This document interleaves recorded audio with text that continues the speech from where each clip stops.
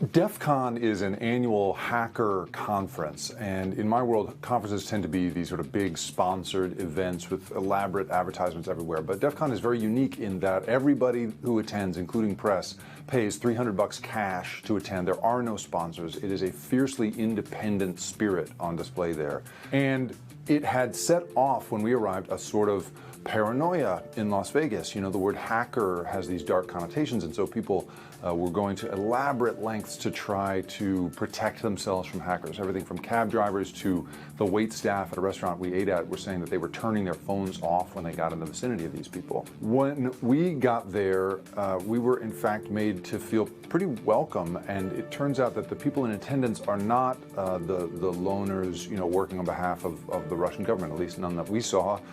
People tend to, the tradition there is people coming in who are either employed by big companies helping them to imagine the worst case scenarios that hackers might perpetrate on them, or just independent spirits who do that kind of thing for intellectual curiosity or other motivations.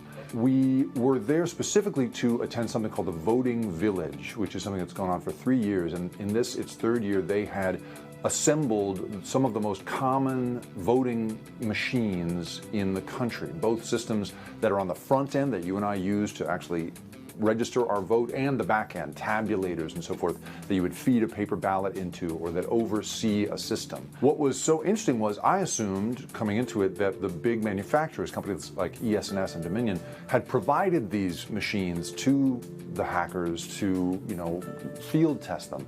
But no, it turns out there's an extremely hostile relationship there, and that ES&S and Dominion and other companies have basically said we don't want to participate, and really have been quite aggressive in saying we don't want to be part of this.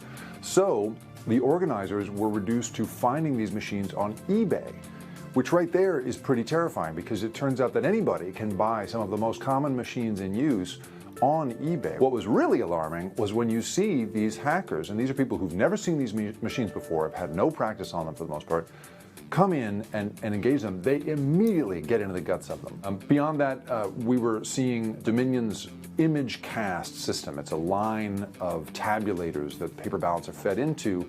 That had its guts all over the room. It was not clear to us whether this was the most recent version of the image cast hardware, but it's important to note that Georgia just spent over is about to spend over $100 million on a contract with Dominion to provide image cast hardware to the state in time for the next primaries and for the 2020 election.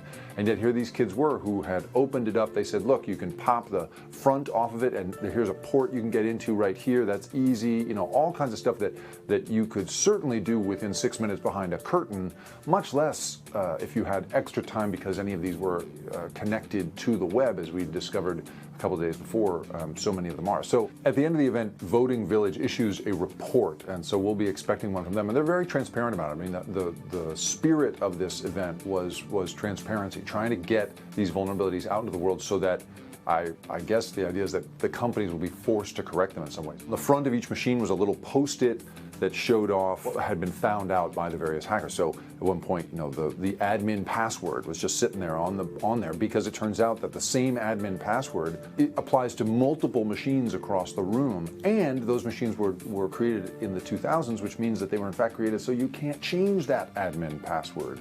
They're just locked for all time in that way. There does not seem to be any political momentum on some of the bills that are under consideration right now around trying to keep these machines off the internet, or trying to establish some sort of certifiable ballot, paper ballot system, or any of the other things that have been proposed.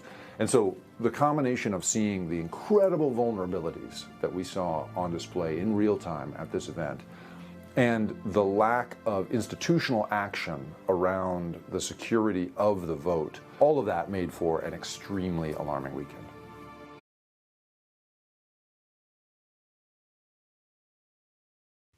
Hey, NBC News viewers, thanks for checking out our YouTube channel. Subscribe by clicking on that button down here, and click on any of the videos over here to watch the latest interviews, show highlights, and digital exclusives. Thanks for watching.